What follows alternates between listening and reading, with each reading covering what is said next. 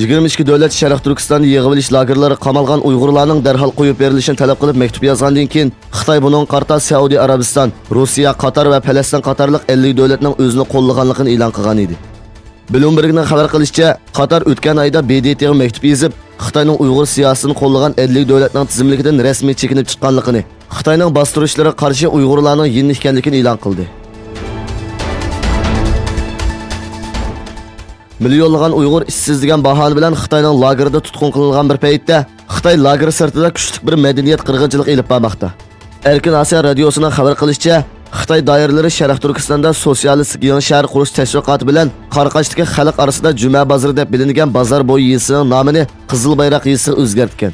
Sharqiy Turkistonda nomini oshkorlashni xohlamagan bir kishining bildirishicha, Xitoy Sharq Turkistonda bozor, yeza va ko'chalarning nomini o'zgartirish bilan birga madaniyat meroslarini o'zgartirishga urinmoqda. Bu vaqtda bayonot e'lon qilgan Sharq Turkiston informatsion markazining raisi Abdullah Qarqash apandi Xitoyning assimilyatsiya siyosatini qattiq tanqid qildi. U mundaq dedi: Xitoy hukumati navbat bo'yicha olimlarimiz, san'atchilarimiz va tadqiqotchilarimizni yo'qotgandan keyin endilikda rayondagi qadimiy qurilishlarni va yer ismlarini o'zgartirishga urinmoqda. Xitoyning rayondagi necha ming yillik madaniyatni yo'q hisoblashi dunyo madaniyat merosi qilingan xiyonatdir. Hozirgi vaqt zolim Xitoy hukumatiga qarshi birilish vaqtidir. Xalqaro jamiyatni buning sukut qilmaslikka chaqiraman dedi. Xitoy Amerika doiralarining Tayvanga 8 milliard dollar qimmatidagi 66 dona F-16 urush aeroplanini setish qaroridan voz kechmasa, aloqador Amerika shirkatlariga embargo yurgizganligini bildirdi.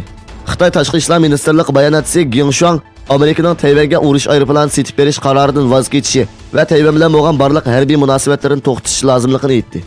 Amerika Mudofaa va bexatarlik hamkorlik organi e'lon qilgan bayonotda Tashqi ishlar ministrligi Tayvan iqtisod va madaniyat vakolat ishxonasiga chet ellarga harbiy ashyo setish doirasida 8 milliard dollar qimmatidagi 66 dona F-16 tipli aeroplan va munosabatli zapchastlarning setilishini tasdiqladi deyilgan.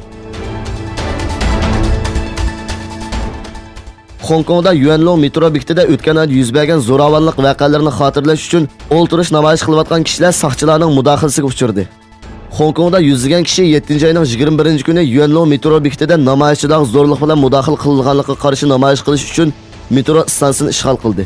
Bu faoliyat Facebook va Telegram qatorliq ommaviy taratqular orqali chaqiriq qilib tashkillangan bo'lib, namoyishchilar shu yer vaqti soat 19 da Yuanlongda jam bo'ldi.